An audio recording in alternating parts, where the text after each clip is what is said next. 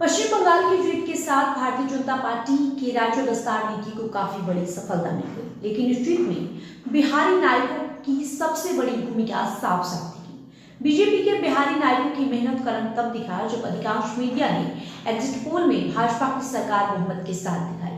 हालांकि तब एक चर्चा और चल पड़ी कि पश्चिम बंगाल में जिस किसी की भी जीत होती है वो बम्पर ही होती है, ये चाहे सत्ता का ट्रांसफर कांग्रेस से वामदल से तृणमूल को हुआ या अब तृणमूल से बीजेपी को। हर परिवर्तन के पीछे किसी न किसी नायक की दास्तान छुपी होती है। आपको बताएंगे पश्चिम बंगाल की जीत के बिहारी नायकों के बारे में। नमस्कार, मैं पीडी समाचार देख रहे हैं आप, मेरा नाम काजल तिवारी है। देखिए, पश्चिम बंगाल विधानसभा चुनाव की जीत में सबसे अहम और बड़ी भूमिका बीजेपी के राष्ट्रीय अध्यक्ष नितिन नवीन की रही।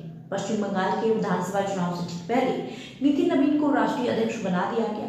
सबसे बड़ी चुनौती अगर कुछ थी तो वो थी मिशन बंगाल। तब ये तर्क भी दिया जा रहा था कि बीजेपी के निशाने पर पश्चिम बंगाल है, नितिन नवीन के राष्ट्रीय अध्यक्ष बनाने का प्रभाव पश्चिम बंगाल में रह रहे बिहारियों पर तो पड़ेगा ही। विशेष तौर पर बिहार की कास्ट और पश्चिम बंगाल के राड़ी कास्ट पर ये आबादी करीब 5% का दावा करती है। खासकर कोलकाता और हावड़ा की लगभग 40 से 50 विधानसभा सीटों पर इनका सीधा प्रभाव है। विधान चंद्र राय और ज्योति बसु भी इसी जाति से आते हैं। इनके साथ साथ नितिन नवीन को एक भद्र पुरुष के रूप में भी भाजपा के रणनीतिकारों ने परोसा। तर्क ये था कि बंगाल में शिक्षित और सवर्ण उनके प्रभाव में आ जाए।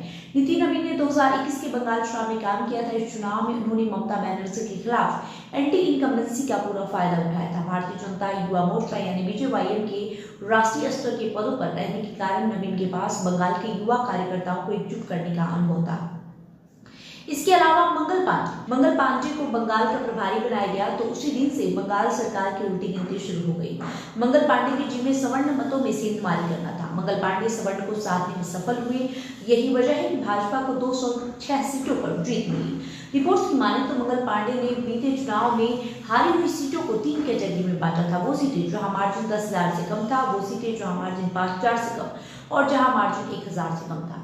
इस मुताबिक विशेष रणनीति बनाई गई। अंततः बीजेपी 206 सीटों पर जीत हासिल करने में सफल रही। मंगल पांडे ने यह भी कहा था कि बिहार में हुई जीत के बाद गंगा का पानी पश्चिम बंगाल पहुंच चुका है।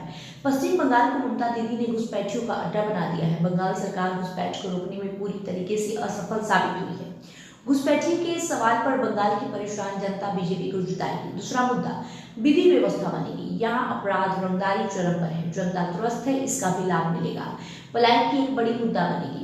बीजेपी की माने तो इनके अलावा बिहार से पूर्व मंत्री, विधायक और पूर्व विधायक समेत संगठन के अन्य पदाधिकारियों ने पश्चिम बंगाल में अपनी अहम भूमिका निभाई। इनमें पूर्व मंत्री जीवेश मिश्रा, अरुण शंकर, विधायक संजय गुप्ता, रत्नेश कुशवाहा, पूर्व विधायक प्रेम रंजन पटेल भी शामिल थे। इन सभी को खास विधानसभा क्षेत्रों की जिम्मेदारी सौंपी गई थी। बहरहाल तो ये थे वो दो रणनीतिकार, दो नेता, मंगल पांडे और नितिन नवीन, जिनकी बहुत इंपॉर्टेंट, बहुत महत्वपूर्ण भूमिका रही भारतीय जनता पार्टी को बंगाल फतह करने में। और यही वजह है कि जब से भारतीय जनता पार्टी की बम्पर जीत मिली है तब से लगातार इन दोनों नेताओं की खूब चर्चा हो रही है।